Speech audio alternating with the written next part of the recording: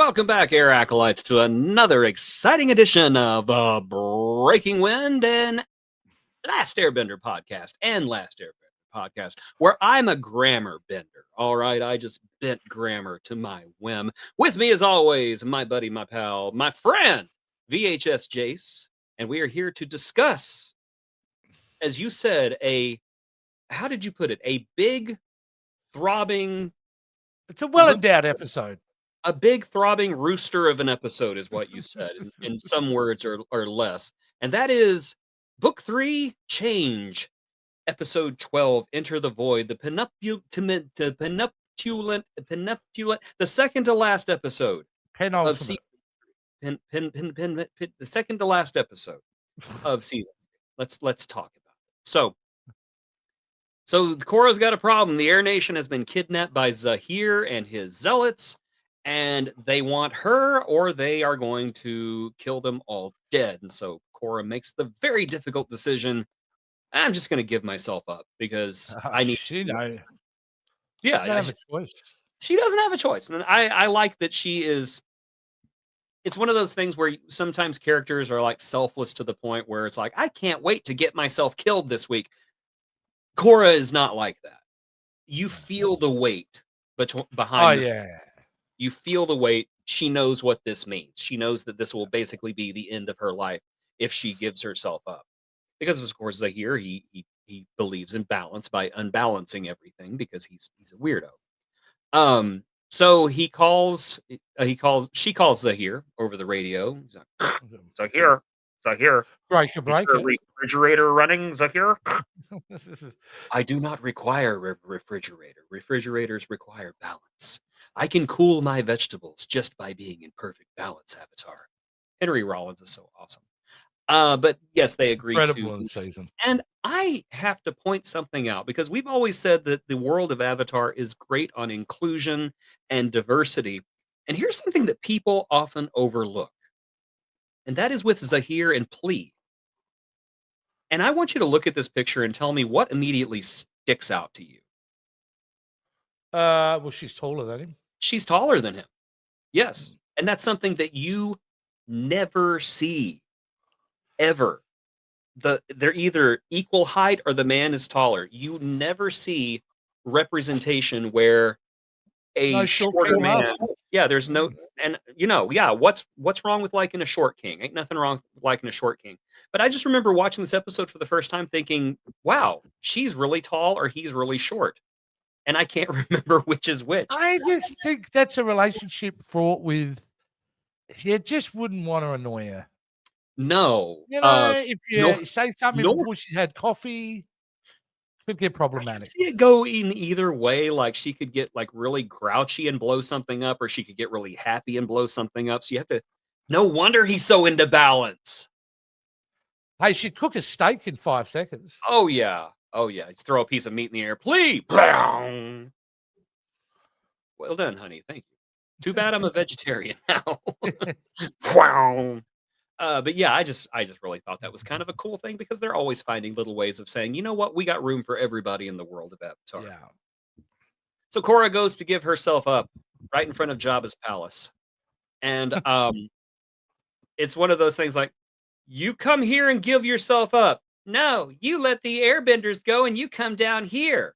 No, you come up here.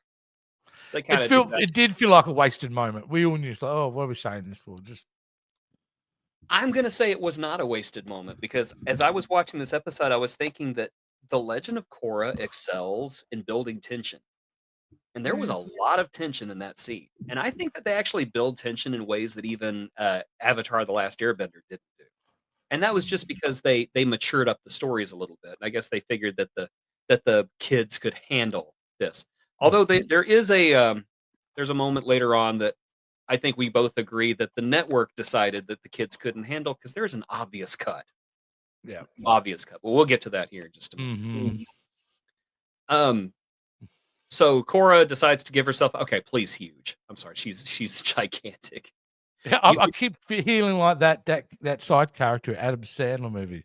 That's a huge bitch. I was just thinking you could climb her and find a giant up there somewhere with a Oh, beast. yeah. She makes the chick from Game of Thrones seem like small. Probably what was her name? Gwendolyn. I know who Was you're talking about, Brenneth of Tarth. I know who you're talking about. I can't remember her name though. I'll put it into a caption right here. There you go. yeah, But yeah, Gwendolyn Christie. Gwendolyn yeah. Christie. Plea is really tall, but again, there's room for everyone in the world of That's not Avatar. what concerns me about her, dude. Her height is the last thing I worry about with her. Yeah. How's the It's the weather up there? freaking laser beams out of her head. Doctor But Evil would love her. Korra gives herself up, and now she's got unmetal bendable handcuffs that she Platinum. platinum. Must have cost a lot. Yeah, Meanwhile, this dude, Lava Bender, is holding the airbenders at the end of this hallway, and there's oh, poor Tenzin. He's got crap beat out of him. But oh no, the airbenders were actually like water dummies. And I'm sorry, this reveal was magnificent. It okay. was scary. This girl is scary. All and above, right? I mean, like, had no concept that would be the case. No. And then once it's revealed, it's a shock. And then you're right. The extra level of disturbing about it. And then And the look on her face. yeah, You go, she's so happy. who hurt you, young lady? Oh, the person that cut off your arms, probably. But Yeah. nevertheless, relax. And you also know what this scene implies, right? Somewhere in the world of Avatar, the entire Air Nation is naked. Oh, yeah. So yeah, I'm assuming. I hope it's warm. We are beyond all. We live up in the mountains and we wear robes. Of Yeah. course, we're cold all the time. So yeah. Anyway, Korra is captured. I've already gone through that. We've already We're doing the this. We've already platinum gone bit. through this. Here we go. So now there's a fight. Whenever they find out that the airbenders are not there, Korra starts just like doing Kicking and just like she's a mule. And then we get Tanarok coming in like a freaking champ. Look at that. That is the You're not the only one who can have water tentacles. Look at Mhm. him. Yeah. You did say tentacles, right? I think I did. Okay. We better Anyway. check that in editing. Tentacles. But the lava bender literally makes a volcanic lava flow go after Bolin and Asami and Mako and Tenzin, and they have nowhere to go except to literally bend a hole into the wall and get away. But Run. I mean, it's devastating. They are just melting this entire mountain. This is level grade A. We are going to die at this moment. Yeah. I love Bolin here because he is so. I mean, he's just trying to stay one step ahead of this lava, and it's just something he just cannot stay one step ahead of. But he definitely saves their life. And speaking of one step ahead, yeah, Sulin and oh no, Sue and Lin Beifong. There we go. I was like, who's Su Lin? Sue and Lin Beifong are keeping just barely one step ahead of the Sparky Boom Woman of Plea. It's crazy. Yeah. And then we get this extremely touching moment that I thought really showed that they were definitely aiming to develop Lin's character, and that is this touching "I love you" moment. Yeah. That I'm sorry. I'm sorry. I'm a big softie. I'm a big softie. Yeah. That guy. It's a very a moment of family love. Well, that and Lin did not think she was coming back. No, yeah, it's a goodbye. Yeah, it's a goodbye. She was going to go out and get herself killed to give her sister a chance. But it's just more than that, isn't it? Because it also signifies that they'd repaired their relationship. Yeah, there was a lot going on. Yeah, their relationship's not perfect, but they're sisters and they love each other now. And then, as Plea is about to blow the ever-loving heck out of Lin and make her little tiny Beifong bites all over the mountain, Su Lin, like a champ, jumps out, metal bends her own armor off her body, throws it at Plea, and envelops her head. And then Plea combustion bends. What's amazing about that moment, before you get to the end of it, is the timing of it. It's so because great. she had already been charging up. Yeah. So she's charging up, and then they're throwing the armor. So it's not just the arm overhead; it's the timing of that moment, right? It is such a great. It is such a great moment, and it was ruined by censorship. It was ruined, and they could have at least had an explosion from afar, and it would We have been got to see we got to see maybe 2 or 3 frames after that shot you just put up. I Mhm. think there's 2 or 3 frames where you see a little bit of glowing in Yeah, the scenes, cuts. cuts, and you don't hear the explosion, you don't see the explosion, you just hear Zaheer go, "Plea!" And I'm like, "How does he know? He didn't even hear anything." And then Mm. there's a column of smoke. And I know I'm gonna say right now, Nickelodeon, I know that was a graphic way for a character to go out. I know that. But you could have showed it from a distance. Even if it was that big on screen, you could have showed boom from Zaheer's point of view. Mm. And it would have hit with that same thing. But right now, the absence of that scene is it hurts the entire episode. But I did some digging Mhm. and I found the original animation. Oh, wow. You're kidding me. This is So an exclusive. Let's have a this look. this is the original cut of Please Yeah. Death from The Legend Cool. of Korra.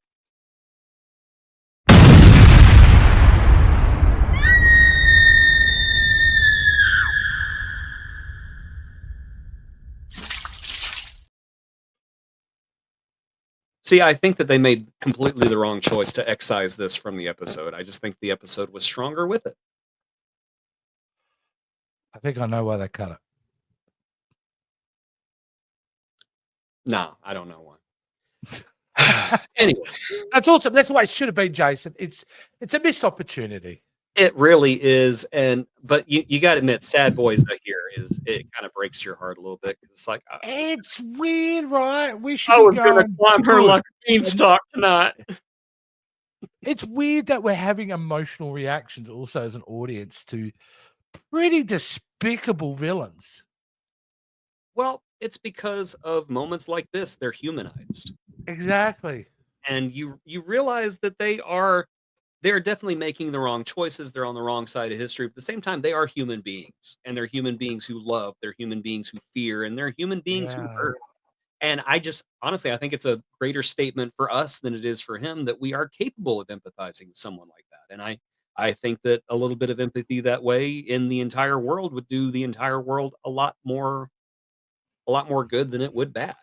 If this Uh, series had magically, if you could flip the POV and you just watch their story, this show ends up becoming this really tragic, profound story about loss and hope, loss, death, life, rebirth.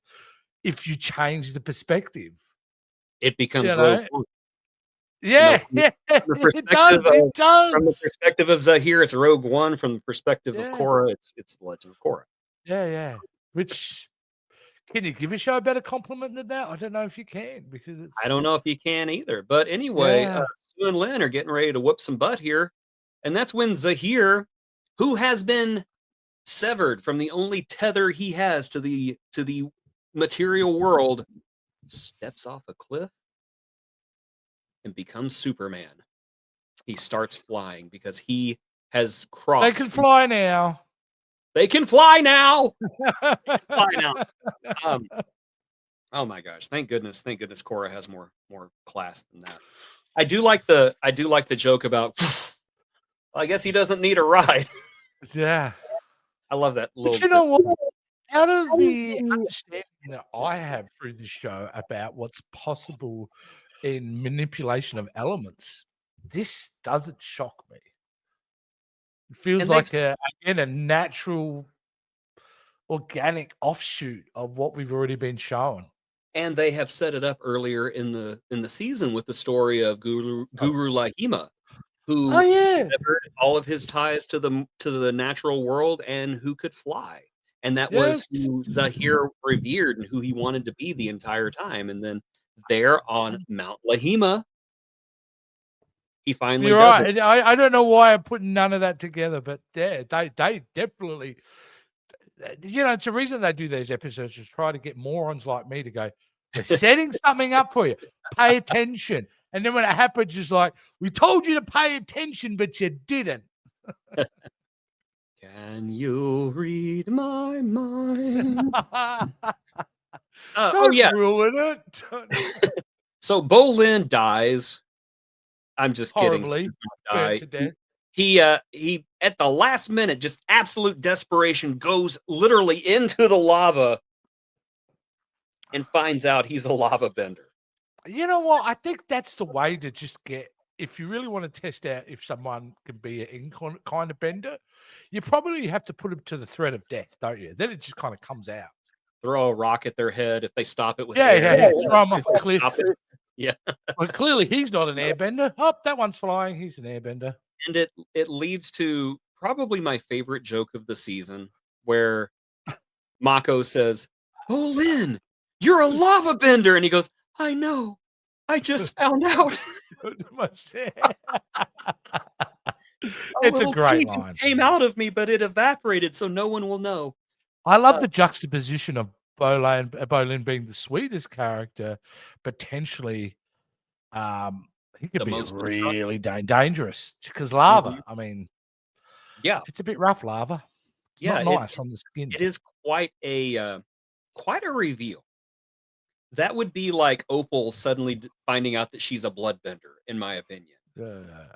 Does Which it I go don't to know. show that Bolin doesn't back himself enough? I think that's what it also says to me. Is like he has great power. He just needed more faith in himself.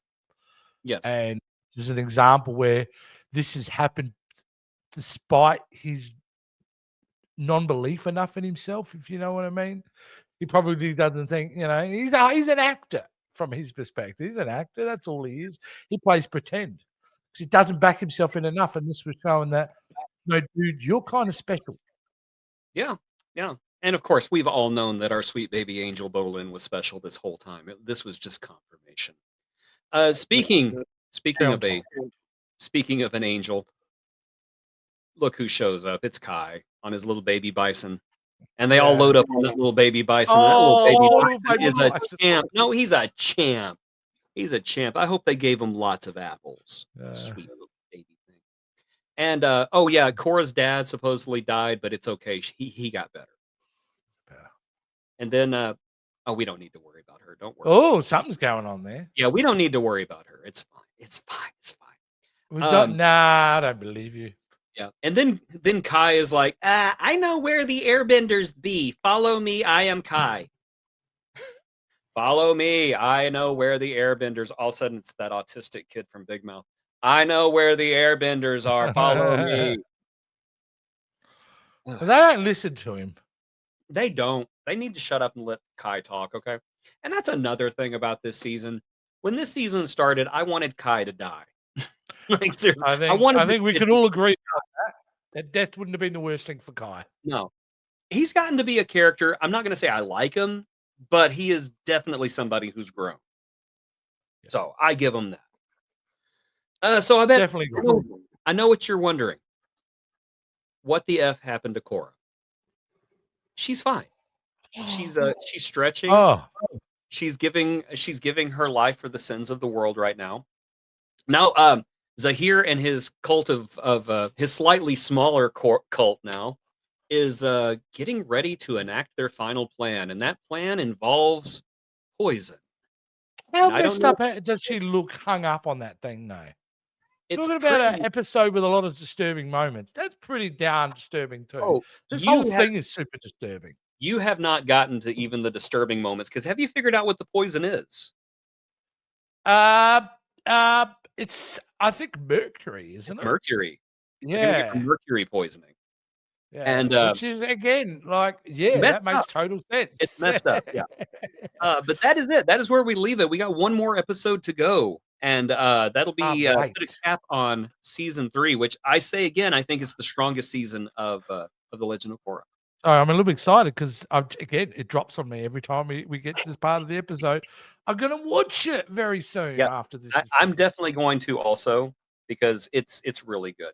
And as I said, I don't think that there are a lot of people who hate on season 4 for what I think are fair reasons. I'm not going to say they're wrong. I think that they have fair reasons. But one thing that Okay. you cannot hate on is that the repercussions of season 3 echo through season 4. because this is a it's a conflict that leaves scars. They put it that way, Yeah, and fair enough. I can't wait to see the final episode. that is one thing that I enjoy about Korra that I don't think Airbender did enough of is that Korra carries scars from every single season. She from season to season, she has to live with the consequences of her actions. Unlike Aang, and I'm not hating on Aang, I'm just saying this is a difference. Unlike Aang, who did his duty, saved the world, and then went to a new city, Korra has to live with her ghosts. She has to carry it every season. And next season, we see her break. Okay, well, It's, excellent. Can't wait. good. Yeah. But yeah, we will come back next week because Venom of the Red Lotus is the season finale, and Oh boy. it's a good one. Like I said, this is the strongest season of Korra, and I would even put it up there with some of Avatar's seasons I think because in it's the entire universe of the Avatar, this is up there. What I've seen, I'm very going, much, wow. very much so. Yeah. Excellent. So, ladies and gentlemen, of course, if you would be so kind, if you would like to become a generosity bender, please come become a YouTube channel member. Come become. That's what Battle You Cat's get doing. She's exactly. airbending, He's airbending. Yes, you can fart smell it bending at the same sometimes. time. You can also become a Patreon for as little as $5 a month, and it is here comes the hiss bender right here. Yeah. So that was the missing scene, by the way. Her head doesn't explode; it's just Murder Bean jumped on her and like grabbed her by the eyeballs. Please get the cat off of you! I can't. And then she just threw herself off the mountain.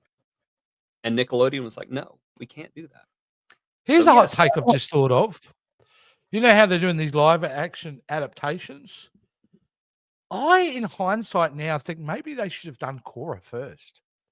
I've been saying that for years. Oh, really? Yeah. I just think she would have been a great way to introduce the live action element of this universe. She would have been the better choice. I had said because some people were talking about rebooting Avatar as a movie, and this was before the Netflix show, and I said, Mm, don't do Aang, do Korra, skip to mm, Korra, let the stink get off of Aang because Korra does not have the recognition that Aang does. mm, There's a lot of people who don't even know that there was another series after the last Airbender, and mm. I don't know. I just think that that would be really good. I You know could what would be good because you could build anticipation then for Aang. yes, exactly. You know what I Um, mean? You build anticipation. Oh, once they do Korra, they're going to do Aang, right? Then yeah. I think that if the next two seasons of the live action Avatar are good, I'm pretty sure we'll see Korra show up.